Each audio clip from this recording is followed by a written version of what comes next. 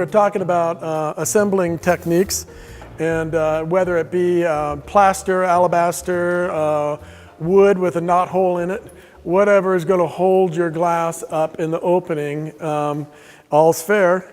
They all have their strengths and weaknesses. And so I'll quickly run you through some samples of CAME. And CAME, when I first read about it in the old days, when there weren't a lot of how-to books, it was called C-A-L-M-E. I never could figure out how to pronounce that. Well, the L is silent. So now you just see it written C-A-M-E. But lead isn't always pure. Lots of times there's contaminants and alloys in it, like nickel or tin, antimony.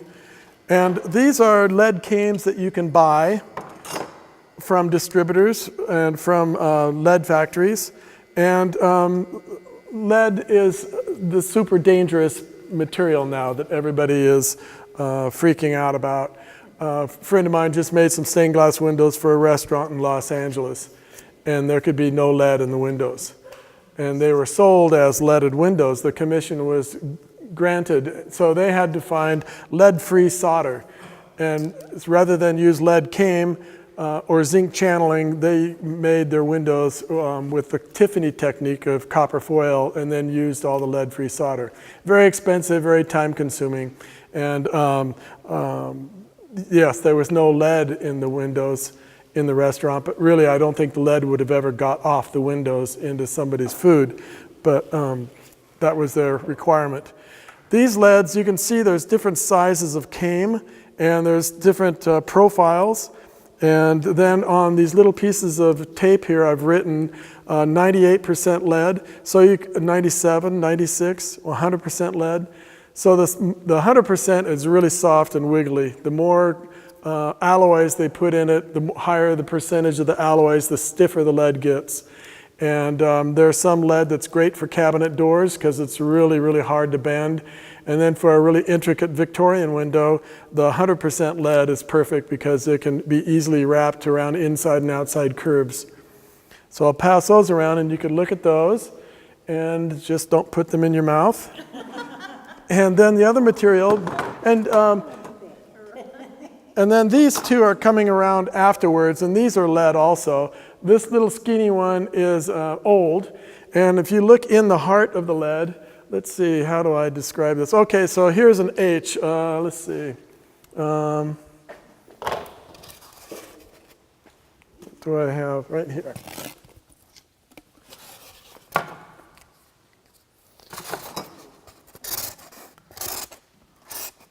So this is your H-shaped lead CAME channeling.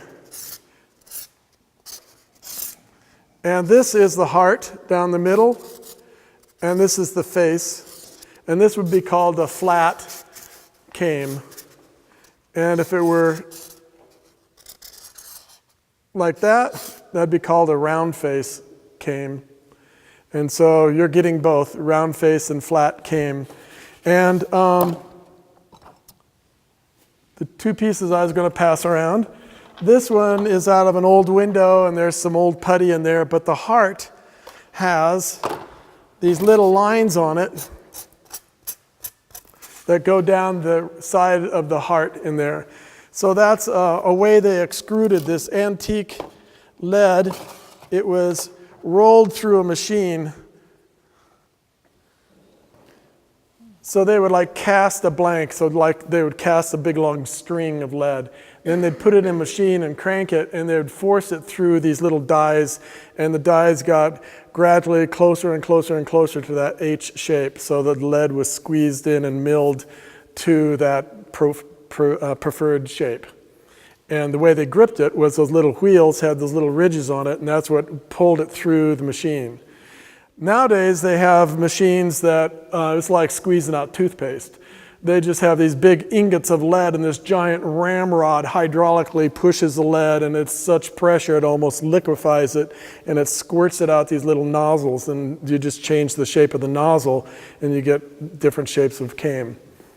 So lead has these molecules that like to be aligned in particular ways to be soft or strong. And so when they're squeezed through, the lead is more hard, and if it's machine made or machined or pulled through, they're softer. So when you buy lead in the old days and you had this really soft lead, you would always stretch it about 3/4 of an inch, and it would straighten it out and realign the molecules and make it more rigid.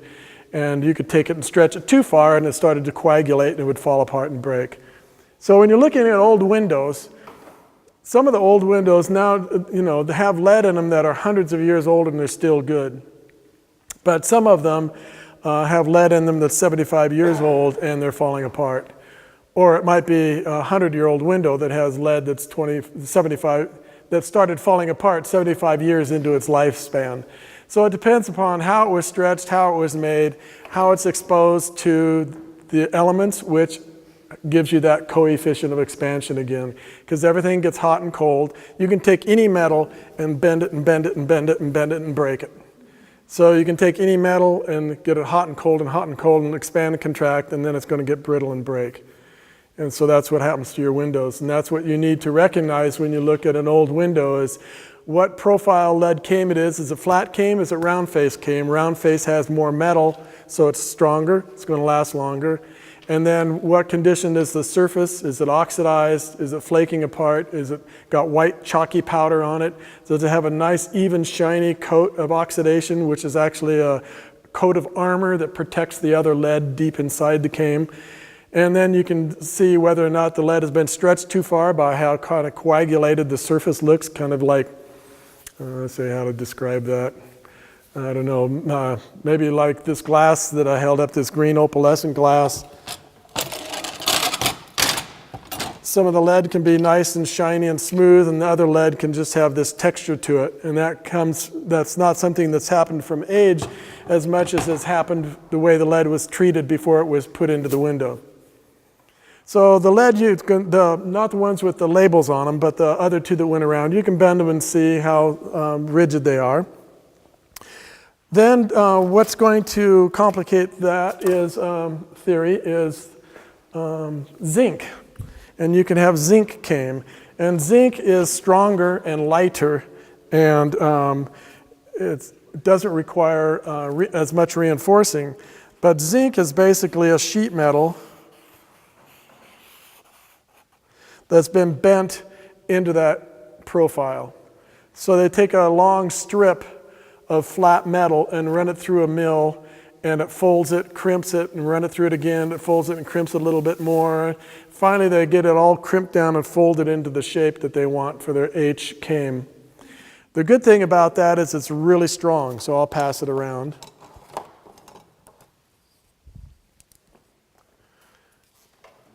The bad thing about that is it's more difficult to repair, and since it's hollow, it can oxidize and corrode from the inside out. Or if the water gets inside of it, it can disappear into that channeling and wind its way all the way down and then percolate out onto your windowsill, and you have no idea where the leak is. So you don't know how to fix it.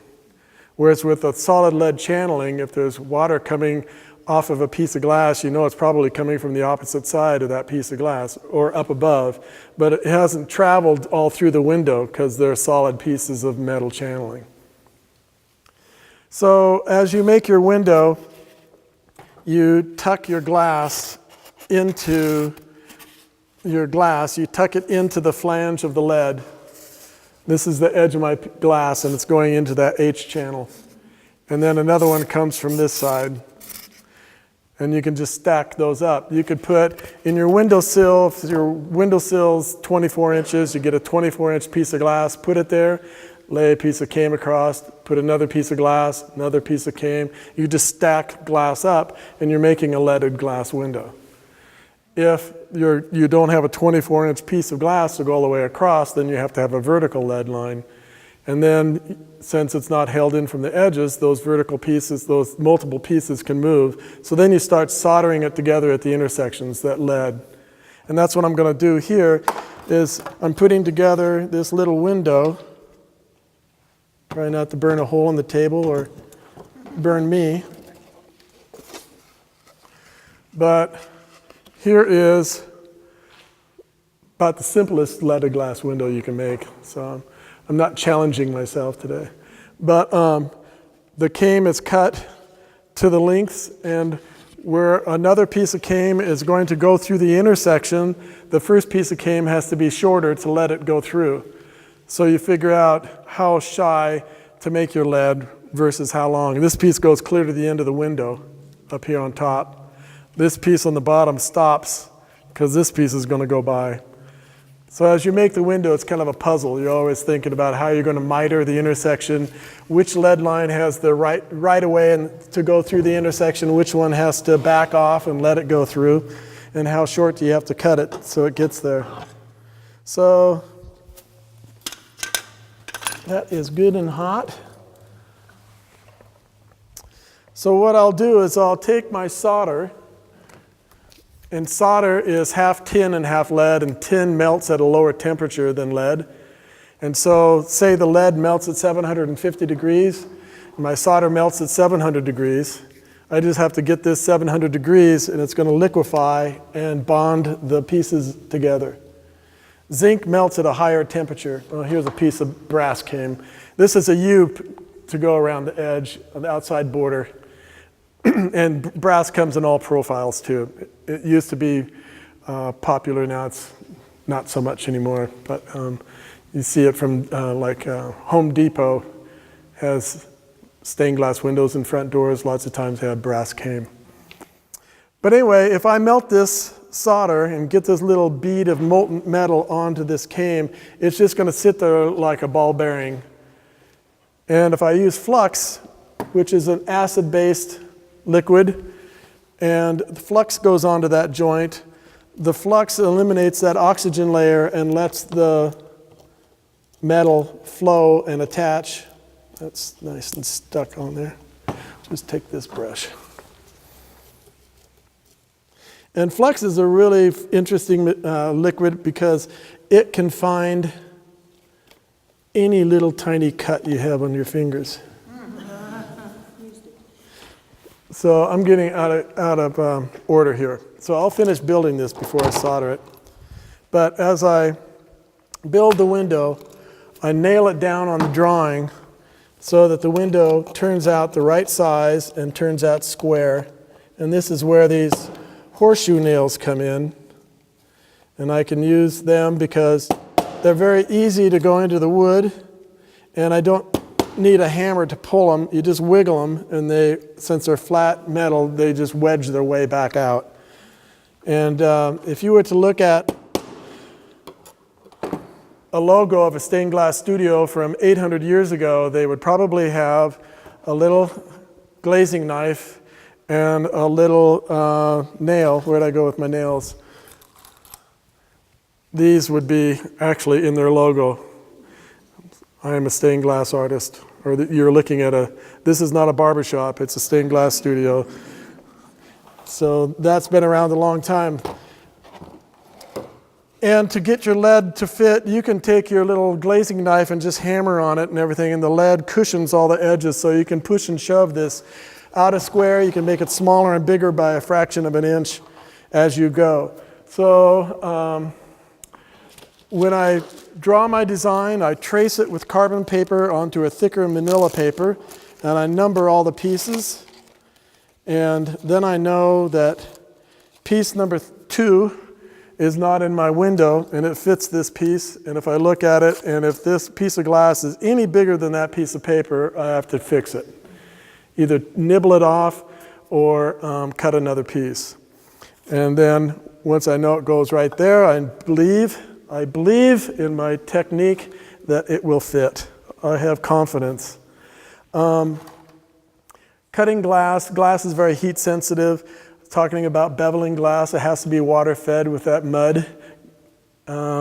When you cut glass, it's heat sensitive. In the old days, I was told that they could take string, soak it in turpentine, kerosene, lay it on the glass and light the string, let it heat up that little line, and then quickly take the glass and try and break it or dunk it in cold water and it would break.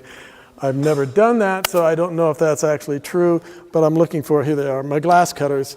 And Terry Fletcher invented the glass cutter. When they first started doing, back in the old medieval days, breaking glass, they used pliers and grozing teeth, which are an extension of your fingertips. So if I was a really super strong guy and brave, I could just take this glass and break it with my hands. But I'd probably split my thumb wide open and the flux would get in there and I'd cry like a baby. But if you take your grozing teeth, and I have my piece of glass and I want to shorten it here, you hook these little teeth on there and you can start nibbling like you would an arrowhead, and you just start chewing your glass. And that's the way they cut glass in the medieval days. So if you think about a cathedral window, and they did this for hours and days on glass that was more precious than jewelry to them, because it took an entire village to make one little piece of red glass. And you have the job of cutting it just the right shape, and you can't make a mistake. That'd be very nerve-wracking. So anyway, then after the pliers came along, the grozing pliers, that's called grozing when you chip it. You can take your pliers, and if you're very careful, you can gently roll the edge of your pliers over the glass and slowly nibble it and groze it with pliers. Then Terry Fletcher invented this little wheel. Oh, before that, diamonds. You could take a diamond, take your mother's wedding ring, scratch a line on there, and you could break it on that line. So glass is heat sensitive, and when that friction goes along and breaks or disturbs that top layer of glass, there's a little heat wave goes down in and makes a fault line in the glass where it will break. It's sort of related to the chemistry of tempering glass. Then Terry Fletcher invented the wheel, and it will roll across the glass and make a nice even score, and that weakens the glass. And with strong fingers, you can snap that off. Basically, you approach it as though you're tearing the glass. You can take your thumb on either side of it and just tear it like that. Just snap it apart. And you can watch it break about that far. You can see it, read it like a thermometer. And then you can put your thumb on either side of that and tear it. So breaking straight lines is easy. The inside curve is what's difficult. If I want to do an outside curve, you do an outside curve and break it, and you got your little leaf shape. If you want your inside curve, like the letter C, glass wants to break in a straight line, so it wants to break through that back of the letter C. So that's where you get your skill, is you learn how to break out your inside curve. And usually what you do is, rather than grab it on the end like you would a straight line and tear it, you grab it in the back of the curve and you snap it out like that, and you keep your mouth closed so the chips don't go in there. Or you can take your grozing teeth and you can chew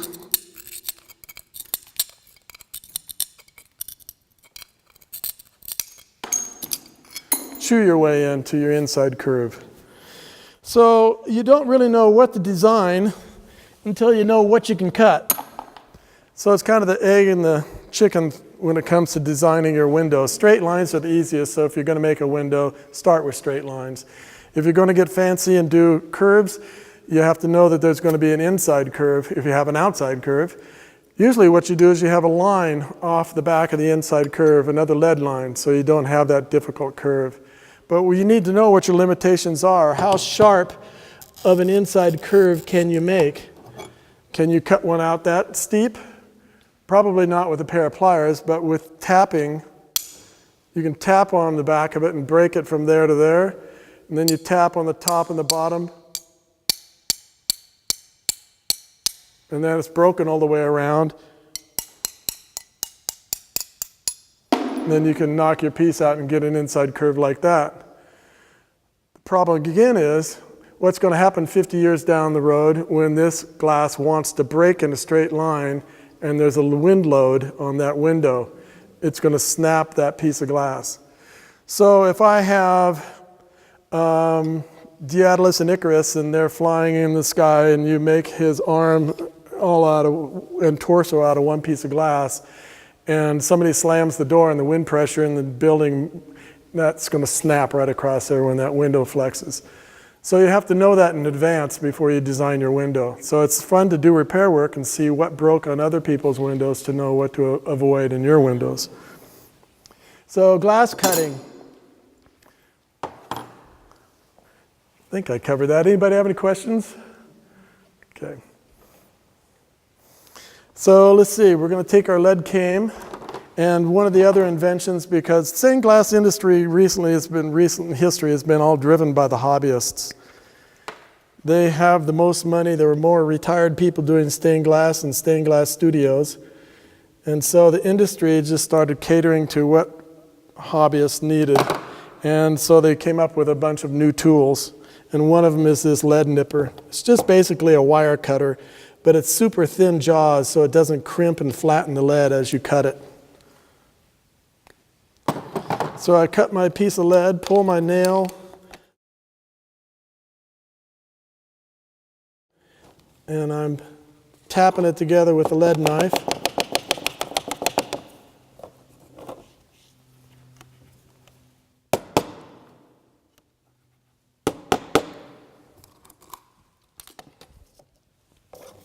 And lead's so soft you can mark it with your thumbnail, so where you want to nip it with your nippers.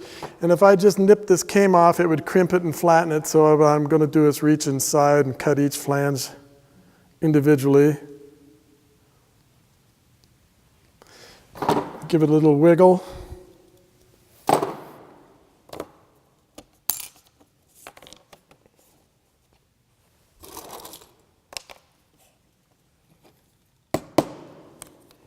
Okay, it's ready to solder.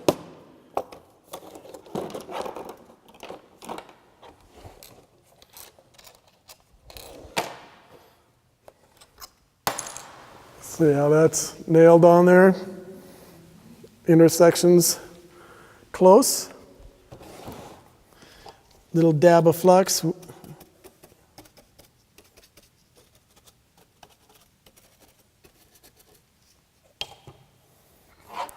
Oh, there it is. Wondered where that heat was coming from. Some oxidation and corrosion on the tip, so little heat. See, I'll try not to.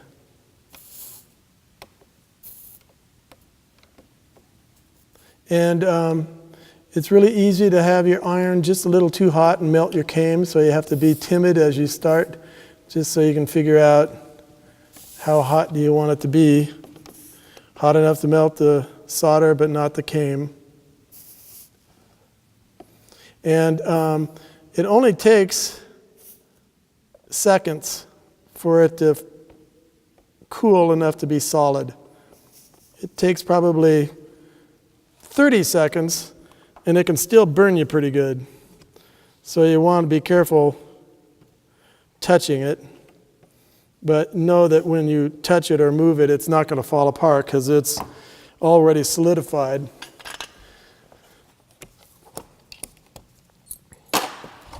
So here's one side of our little leaded panel ready to go. So lead came and solder at the intersections. Tiffany style is copper foil, and in the old days they had sheets of copper, took scissors, cut little strips, painted beeswax on it, and then they would crimp it around the edge. We talked about jewelry, where you have your stone and then your metal or your tongs of your ring holds it in so it can't get out.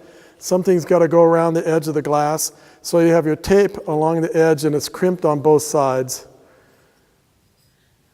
And so this is the copper foil that you can buy now. This was invented, I think, in the 1960s for slot car racing. So this last piece goes in here, right into that spot. And you solder the entire lead line So you're making your came with your solder. You're not soldering the intersections. So let's see if I can get this secured here real quick.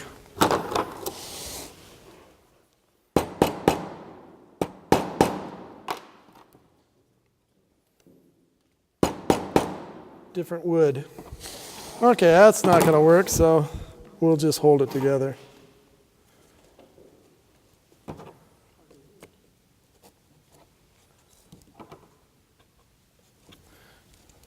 Hammering on a plastic table. It's not the best idea. Okay, let's see. Getting closer.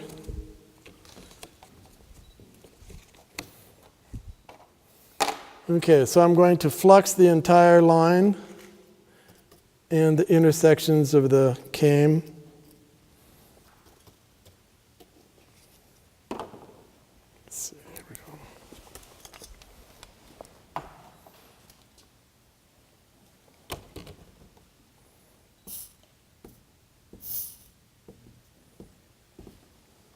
So don't inspect my craftsmanship. I'm doing this just for display.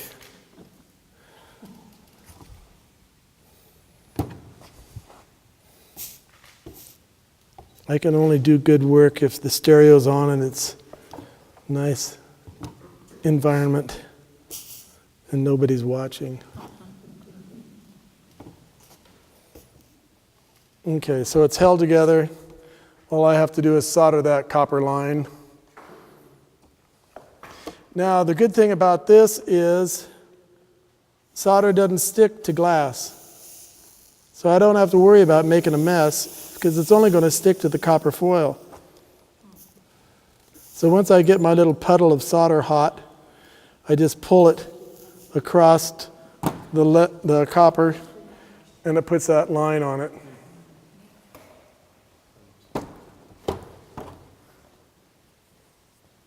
Now, sometimes with a stained piece you have to be careful because the stain can be susceptible to the acid in the flux. So you just do a test on something before. I'm not going to finish these, I'm just going to do it so you know what it takes.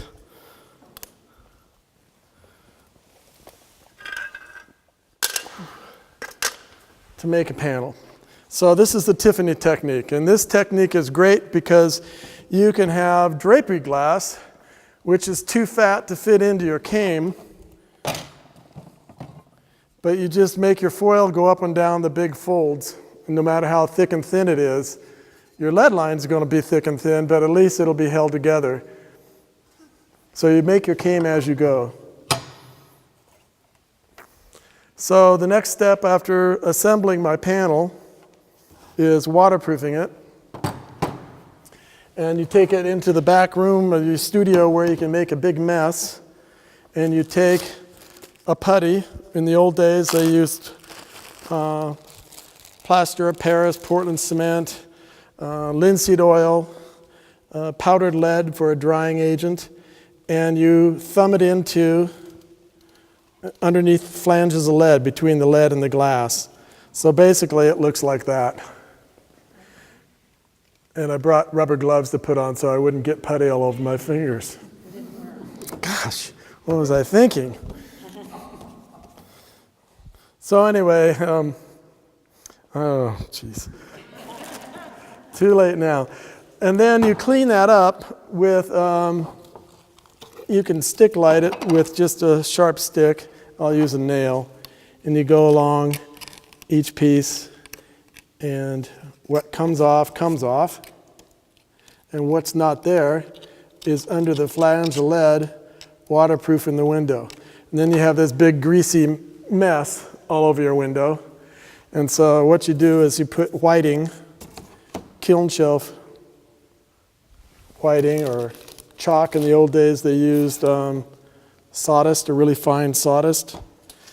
And you sprinkle that on there. And then you take a brush and you scrub it. And then that absorbs the grease and allows you to clean and shine up the window. And when you're all done, the window's waterproofed, and if you spent any time at all scrubbing it, you would burnish the lead a nice dark color. So you'd have an instant antique. And if you don't get it to go that far, or if you're using the Tiffany technique, this technique, you'd probably waterproof the outside border, but you can't waterproof the foiled edge because it's already tight because you wrapped the tape on there. And that adhesive back to the tape helps waterproof it.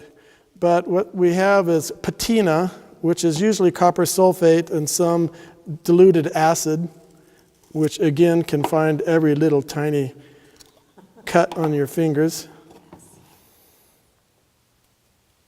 And you put this on, and just as you paint it on, it instantly darkens. Hey.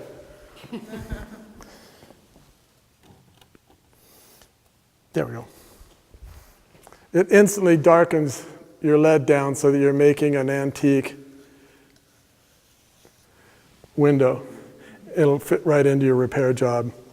Now, since this is an acid and it's corrosive, usually what you want to do is take a baking soda and water solution and just wipe it down and sort of neutralize it. But that's what the patina does. So on Tiffany lamps nowadays, you can patina your solder and it looks like an old antique lamp. The original ones, they would take the lamps and copper plate them, electroplate them, so they were shiny like a new penny. And then that they patinaed, and they would get a nice green-brown verdigris patina.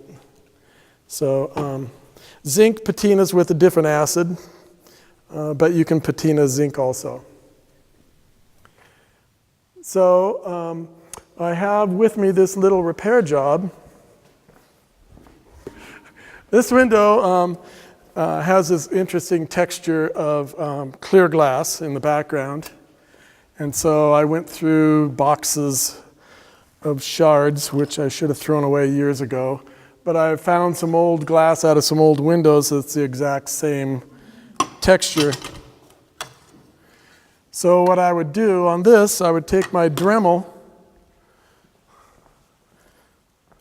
and with my little abrasive saw blade, I would cut through the cane. And what they've done on this window is they have made these two long vertical lines of zinc and the outside border lines zinc. But all the other design lines in this window are all lead. So with lead, I can take my knife or my nipper and just nip it and disassemble. But this corner up here that's broken that has that tape on it, what I would do is I would cut this cane at this angle through here and this piece at that angle, sort of diagonally, and take this piece of cane off.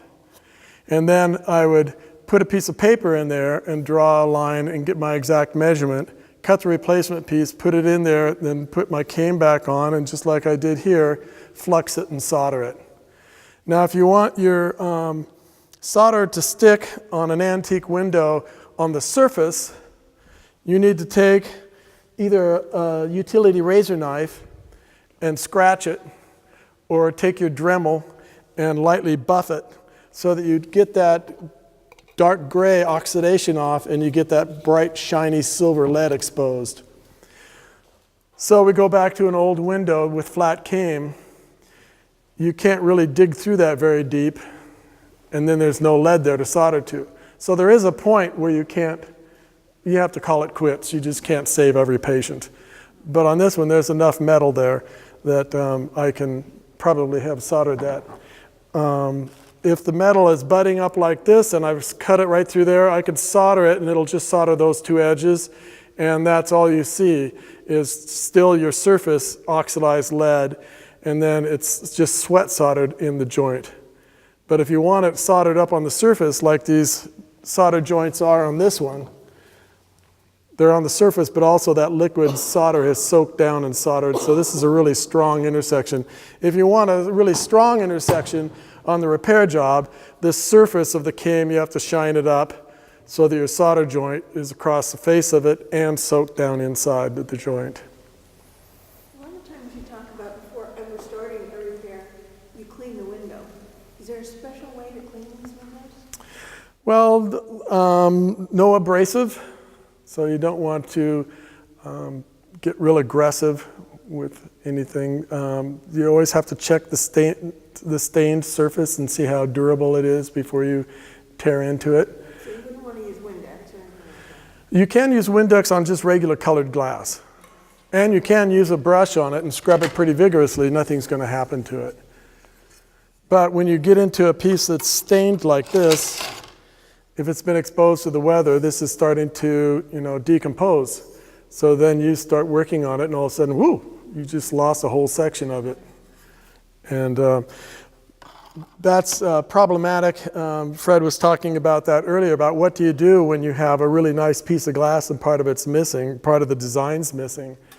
Well, the easiest thing to do is what's called cold painting, and that's where you just take some latex paint and a paintbrush, and where there's pieces of black stain missing, you just paint on where it's missing, and you fill in the gaps. And it's always the thinking that cold, unfired paint is just going to slough right off. And lots of times it does, but most of the time it doesn't. And you can find an old window, like any of these antique windows I brought, and they have drips of paint on them that were not intended to be there, and they don't want to come off. You can take steel wool, anything, and dig at them, and that paint is on there. So you can cold paint your stains and repair them to where they look pretty good. Silver stain, that bright yellow, that would be next to impossible to try and emulate, but black and brown matting, you can stipple it, or you can trace on a flat line. Plating, which I did on the water on the Tiffany landscape, where you take 2 layers of glass and put them together. So if you wanted to make this olive green, not so olive, you can put a piece of rose over the top of it and kind of brown it up a bit. So you can solder pieces on top of each other. But if I had a face where the black lines were coming off, but the brown matte and the amber staining were still there, I could take a piece of clear glass, just regular clear glass, lay it over the design, and paint my black lines, and then fire that, and then plate it over the face. So from a distance, you don't see the plating, you just see the black lines again. So it all depends on what part of the stain is going to flake off and what's decomposing.